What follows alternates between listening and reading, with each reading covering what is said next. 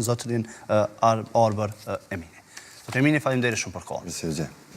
Po e nisim, besoj se keni mirë prit një vendim të tillë nga Gjykata Supreme. Edhe unë edhe qytetarët e komunës Klëkudët e kam prit një vendim të tillë. Është një vendim i drejtë, në kohën e dur, është një përgjigje që duhet PZAP-ja ta marrë parasysh dhe të vendosë në kodër vendimit të Gjykatës Supreme. Pasi faktet, dëshmit, provat, argumentet janë.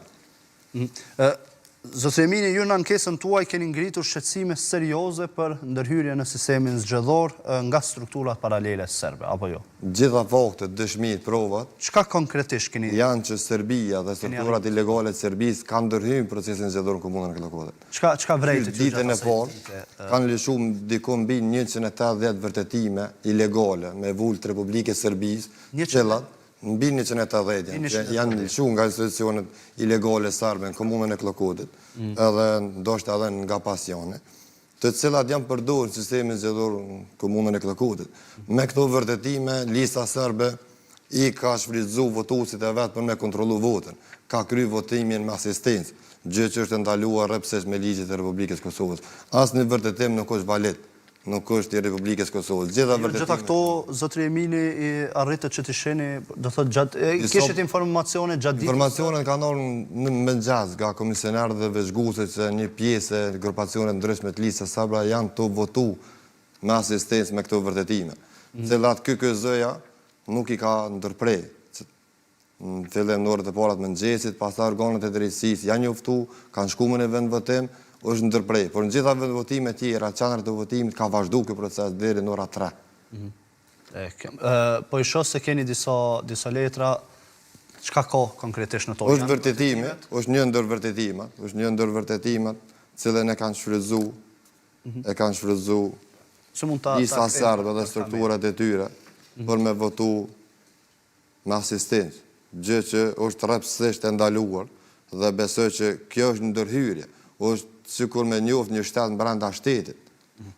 Një vërtetim me vull të Republikës Serbisë, në qoftë se KQZ-ja, PZAP-ja pranojnë, atëherë... Zotri Emini, PZAP fillimisht e kishte hedhur poshtë ankesën tuaj me arsyetimin se nuk kishte të bëjë pra ndaj rezultateve preliminare. Si e komentoni ju fillimisht interpretimin e PZAP-s, i cili u rrëzua dhe nga Gjykata Supreme? Vendimi i gatshëm i PZAP, sepse unë nuk e kam kundërshtuar rezultatin tim zgjedhor.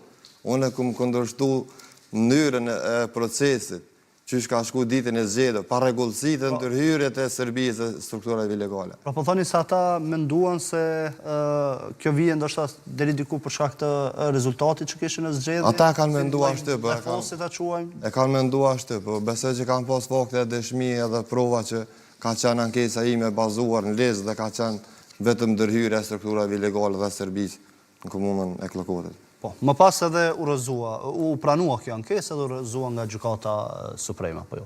Urdhën.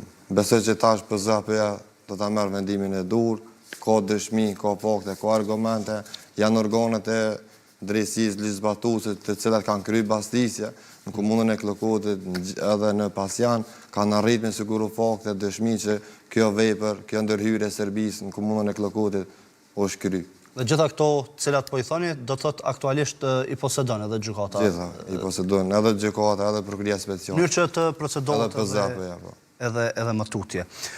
Nëse rezulton, pra, me gjithë këto cilat po i thoni dhe